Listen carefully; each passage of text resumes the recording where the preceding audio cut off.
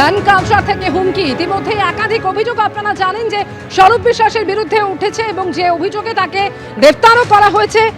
তো এবার তদন্তের সাথে টেকনিশিয়ান স্টুডিওতে ফেডারেশনের অফিসে স্বরূপ বিশ্বাসকে নিয়ে গেল নিউ আলিপুর থানার পুলিশ।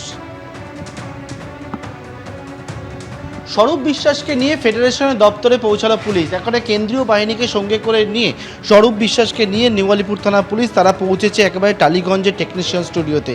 টেকনিশিয়ান স্টুডিওর মধ্যে প্রবেশ করে এই যে অফিস রয়েছে, যে অফিস ঘর হচ্ছে ফেডারেশনের অফিস, সেই অফিস ঘরের মধ্যে কিন্তু পুলিশ কর্মীরা স্বরূপ বিশ্বাসকে নিয়ে প্রবেশ করেছেন। যে বিষয়ে অভিযোগগুলো উঠেছে, যেটা হচ্ছে ফেডারেশনের মাথা হওয়ার দরুন স্বরূপ বিশ্বাস তিনি কিন্তু এখান থেকে অনেক অনৈতিক কাজ করতেন বলে অভিযোগ হচ্ছে যে এক হচ্ছে টাকা না দিলে কোনো রকমভাবে কাজ পাওয়া যাবে না।